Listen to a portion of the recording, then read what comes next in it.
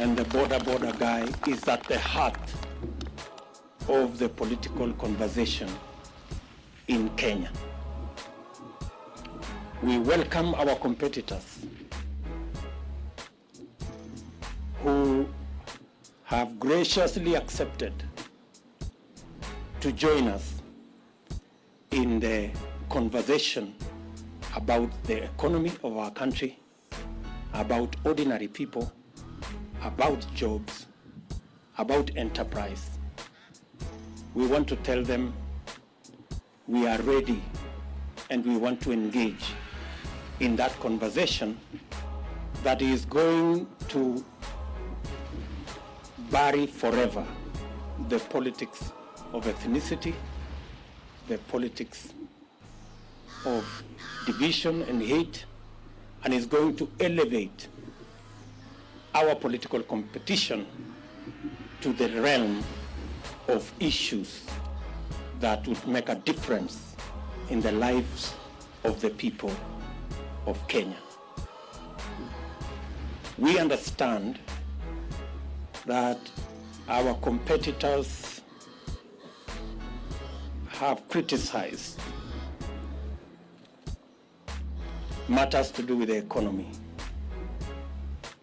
and matters to do with our bottom-up model. We welcome all the criticism because it is an avenue for us to improve on our model.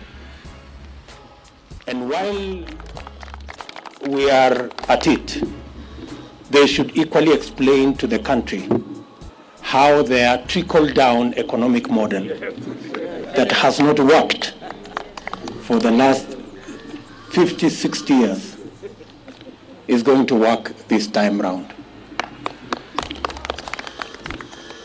It is a healthy conversation. We want to persuade them to remove insults and the reference to bottom-up or bottoms-up liquor competition or anatomy of different parts of the body. We should get rid of those insults.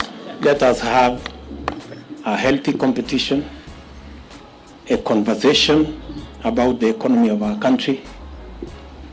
Kenya will be a lot better, and Kenya stands a chance to be greater when we all engage in issues, especially on the bottom-up economic model, to lift the millions of citizens of our nation that today either are jobless or are hustling, or farmers and pastoralists and herders who are on food relief. It is our very considered view that our focus on these 15 million Kenyans will not only help us broaden and expand and recruit new taxpayers. We will have the necessary, they will help us to raise the necessary resources to reschedule all our public engagements until further notice, as I announced formally on my social media platform. We've had also an in-depth discussion on matters to do with what we believe should be the current engagement on managing the COVID-19 pandemic, especially with reference to vaccination. And we are going to make a statement about that. We also appreciate this political situation in the country. And we've also discussed on other matters of housekeeping and how we intend to engage the public in our responsibilities, different responsibilities as members of parliament, as senators, and as leaders in the Republic of Kenya. Ladies and gentlemen, we have a short statement that we are going to take. We appreciate that, as we said about 2 years ago, that it was the intention of this team to change the political conversation in our country. We are very proud and happy. Has found a new home in the United Democratic Alliance. We welcome all Kenyans who desire a greater future to join us in the United Democratic Alliance. In 2017, Jubilee was elected by an overwhelming majority on the platform of the Big Four agenda that was anchored on the success of the party's first term. Subsequently, a merger of the governing party and the opposition coalition was occasioned by the handshake that was presented ostensibly as a framework for peace and economic growth. Kenyans initially welcomed this development and hoped that the promise of a peaceful environment would facilitate the implementation of the Big Four agenda and enable the Jubilee administration to continue with its development plan.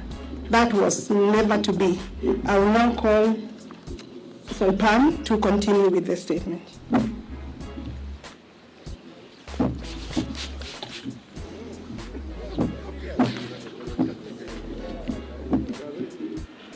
Sadly, this framework degenerated into an unnecessary, arbitrary, selfish, and unconstitutional attempt at changing the Constitution that occasioned unlawful and unbudgeted expenditure of billions of shillings of public resources that are to date unaccounted for and are a subject of the Auditor General's inquiry. Little wonder, a recent survey has shown that 72% of Kenyans believe that the country is headed in the wrong direction.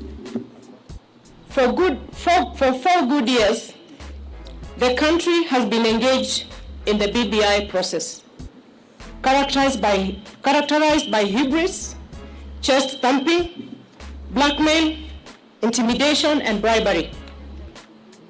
In this process, party parliamentary committee leadership and members who were perceived to be disagreeable to this scheme became victims of a vicious purge and expulsion.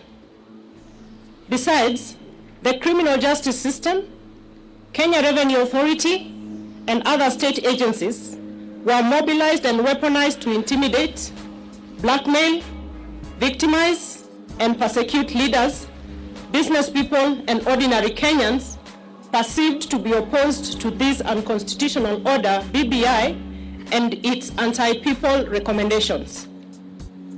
This provided a leeway for the attempted vandalism of the Constitution of our country. Fortunately, the judiciary made a very profound decision affirming the supremacy of the people, their Constitution, and independent institutions.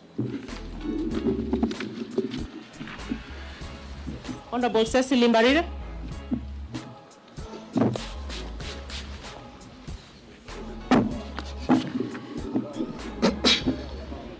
Regrettably, the NASA coalition, its principals, and their Jubilee collaborators took the government hostage, hijacked its agenda, and 1, completely destroyed the governing Jubilee party and dismembered the entire opposition coalition.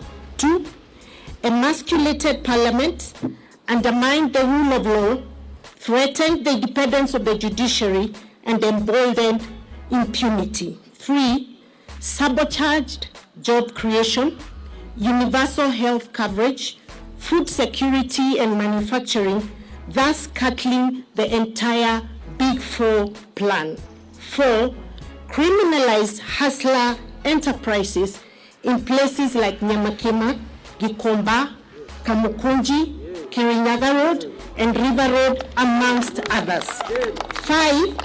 Presided over the brutal or inhuman evictions and demolitions of the vulnerable and destruction of private property in places like Kariobangi, Ruai, amongst many other places across the country. 6. Mismanage the economy, leading to stockpiling of public debt to unprecedented levels that has occasioned the current economic crisis that our country is facing. I wish to call upon Honorable Benjamin Tayari. Thank you. Thank you. Our approach towards a bottom-up economic and governance model. To address this sad and grim state of affairs facing our country, the hustler nation, forged by the people in the diversity from all parts of the country, here represented by leaders from across the political divide, believe in a new economic and political paradigm that prioritizes 1. Bottom-up over trickle-down economics. 2. The people over their leaders. 3. Empowerment over power sharing. 4. Jobs over positions. 5. Enterprise over patronage. 6. Economic transformation over opportunistic constitutional amendments. I hereby call Honorable Mabonga to continue.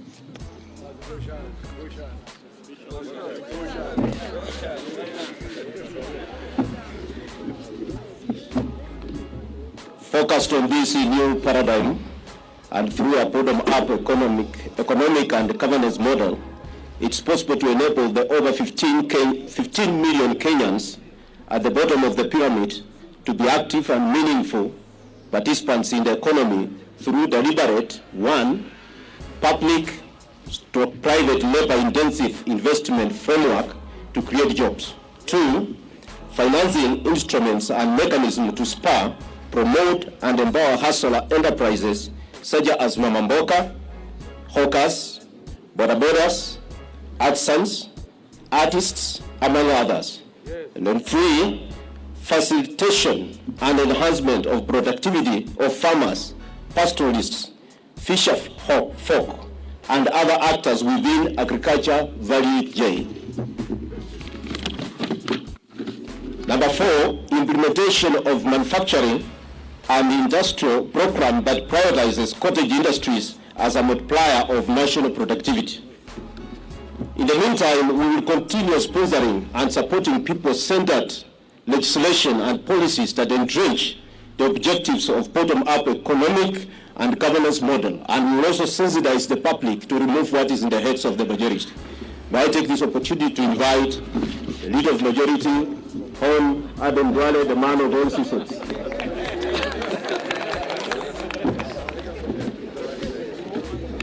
Thank you, Member for Bumula. It is our considered view that to open up the economy, and this is on COVID-19 pandemic, as the PG, we have deliberated the matter, and we are saying it is our considered view that to open up the economy and to facilitate economic activity among our people, especially for the millions of hustlers, it is imperative on the part of government to proactively and decisively deal with the COVID-19 pandemic. Currently, our country in the world is focused on the speedy mass vaccination of its population. We expect the Ministry of Health to, without any further delay, to roll out the vaccination of Kenyans with immediate effect, as earlier communicated by government and also by His Excellency the President. Through mass vaccination, we can save lives and progressively reopen our community, our economy, the way it has been done in many other countries. That is the end of our statement from the parliamentary group. We had 135 members of parliament from both houses. 15 have sent their apologies. We have 2 of our governors, the governor for Turkana, Governor Namok, and the governor for Nandi, His Excellency Governor Sang. And I think you have had what the PG has discussed. Any other question you want to ask, if it is not part of our statement, that means it was not an agenda and we will not discuss it. But I think, like the Deputy President has said, mine is to send a message to our competitors, because the election is about 1 year to come. They believe in constitutional reforms and constitutional change. We believe the priority is the economy, and more so the bottom-up economic model. They believe in ganging up and forming tribal chieftain. We believe in a unified, unitary state, politics based on a space created for all Kenyans. They believe in sharing oppositions, and that's why you see each one of them. They have no agenda, they have no manifesto, they have no economic model. Some are saying, my business is to deny William Ruto the presidency. That is the agenda of one of the leaders. Another one is so busy with trying to revive NASA and Oka Kenya. So we are saying our manifesto, our agenda is very clear, and we want them also to put in place why the bottom-up model is not good for Kenya, but the trickle-down model that we have lived with since independence is better than what we have. So that should be a discussion. That should be the narrative. So we want the people of Kenya to choose between us and them based on very informed social, economic, political models. That's it, I think. If you have 1 or 2 questions, then before we leave. Yes, from KTN.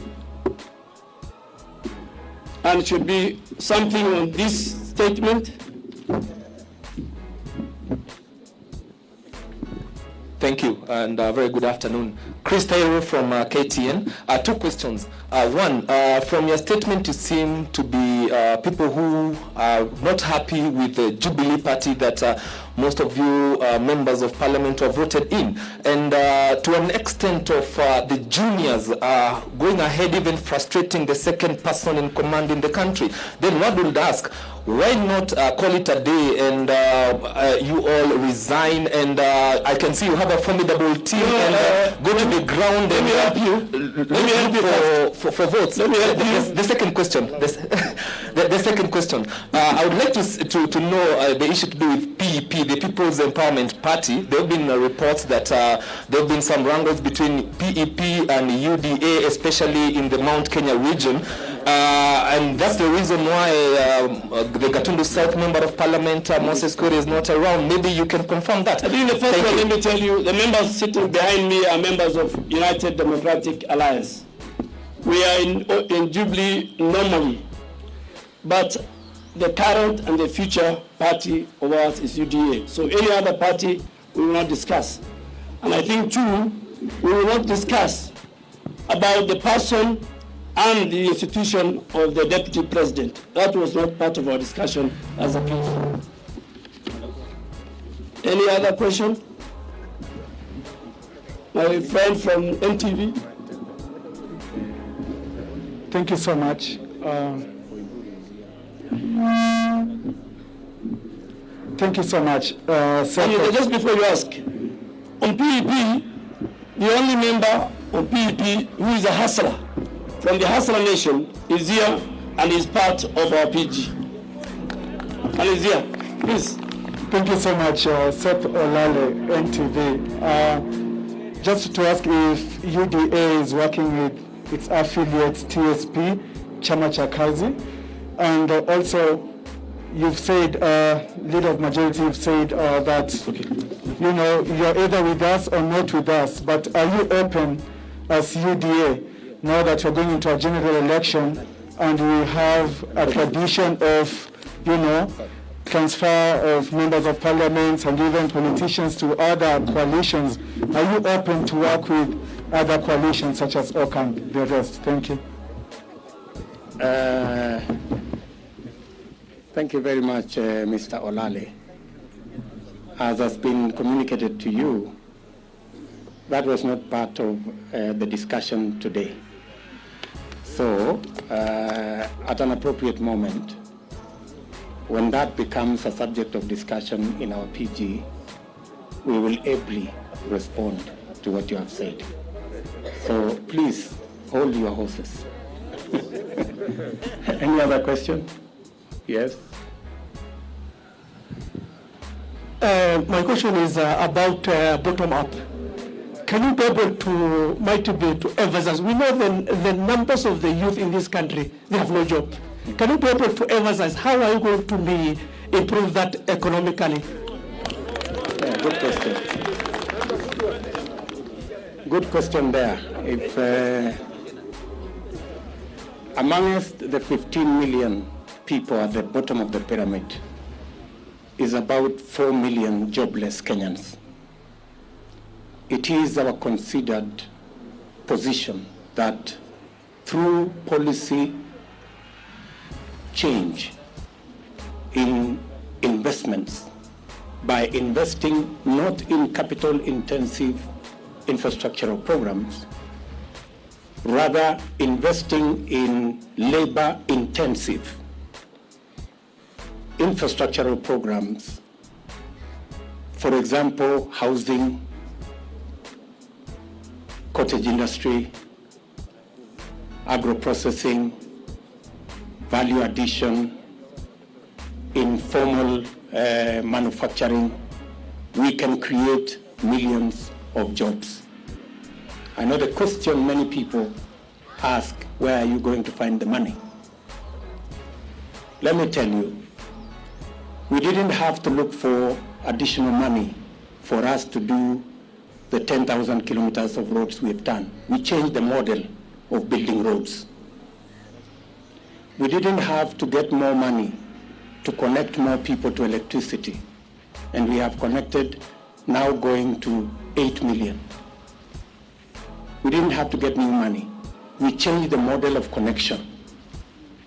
And that is why we are saying to fix this economy, using the same resources we have, by changing the model, we can create more jobs, we can create more enterprise, and we can get farmers and pastoralists supported to produce more. That is the bottom-up economic model. Yes, madam?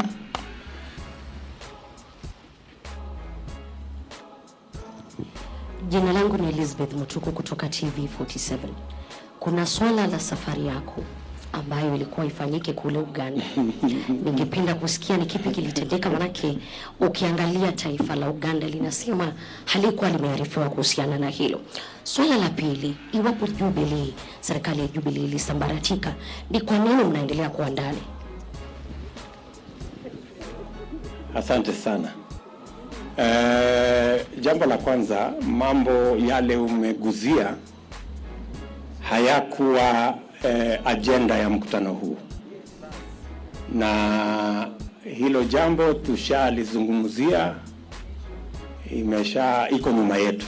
Sisi tunatizama tukienda mbele. Kwa swali lako la pili,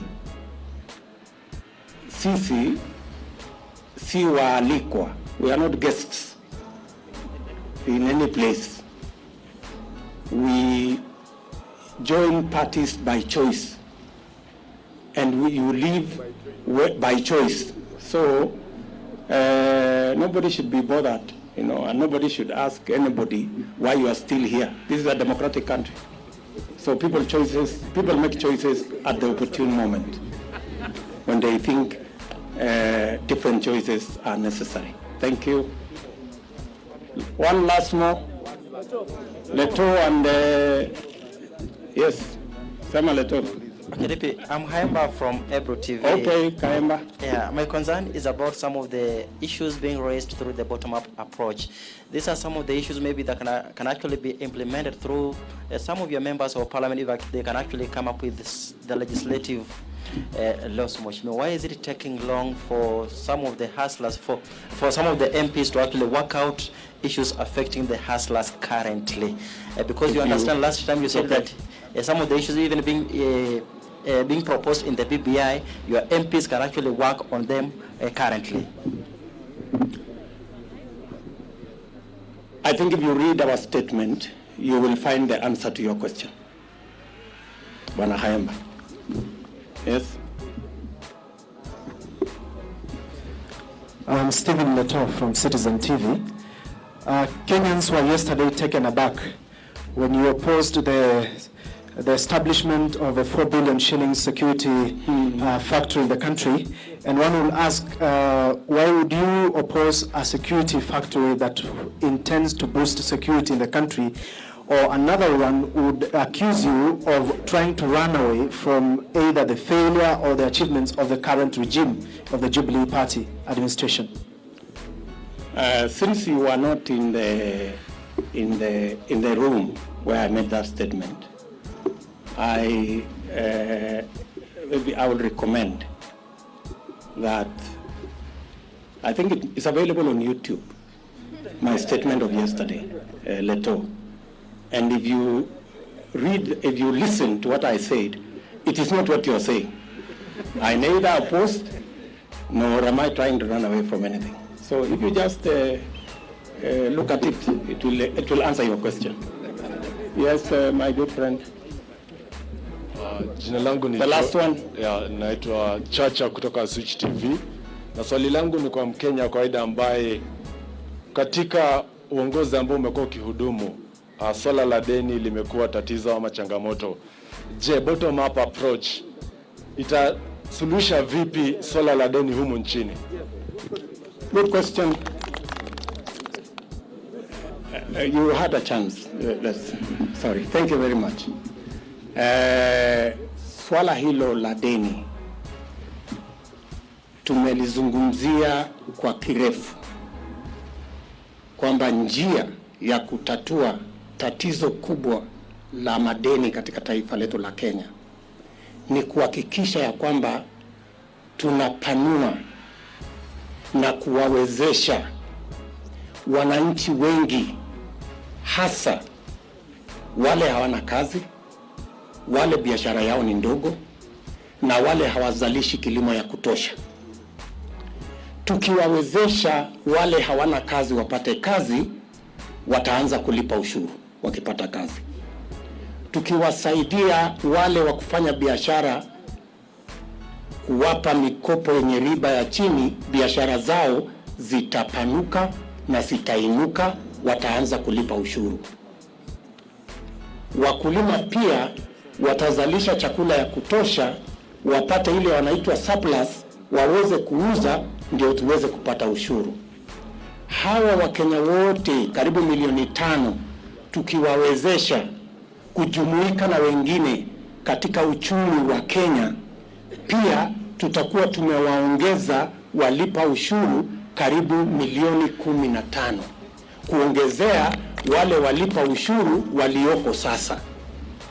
Kumaanisha tutapata ushuru zaidi, na tukipata ushuru zaidi ama kodi zaidi, tutakuwa na uwezo wa kusimamia mambo yetu ya maendeleo na vile vile kugharamia kulipa madeni yetu, na vile vile tutaanza kupunguza na kuondoa baadaye completely kukopa madeni, kwa sababu tutakuwa na pesa ambayo sisi wenyewe kwa kuzalisha uchumi wetu kupitia hii bottom up model ambayo itawawezesha wale ambao hawana kazi wapate kazi, wale hawana biashara wafanye biashara, na wakulima wazalishe zaidi. Hiyo growth ya economy ndio itatusaidia kuwa na resources ya taxes nyingi, na itatuwezesha kuendesha serikali yetu bila ya kwenda kutafuta mikopo kutoka China na sehemu zingine. So bottom up holds the key to not only us creating jobs, creating enterprise and enabling our farmers, it also provides the key to us sorting out the big crisis of debt by making sure we have more Kenyans brought into the tax-paying bracket, because we have enabled either them to get jobs or their enterprises to grow or their productivity to improve. Mimi naona hata wewe umekubali. Good afternoon, Your Excellency. Let me introduce our two new members elected by the Hustler Movement Fraternity. We have George Koimbori, our pioneer, huyu mungwana hapa, and we have the one and only John Njuguna Kawanjiko, who is the latest entrant into this Hustler movement. Thank you, gentlemen. Asanteni sana. So, thank you very much, ladies and gentlemen, for taking out your time. We know you are very busy people, and sharing these few moments with us. Karibuni lunch hapa kwa Hustler, na nawatakia kila laheri katika shughuli zenu. Thank you.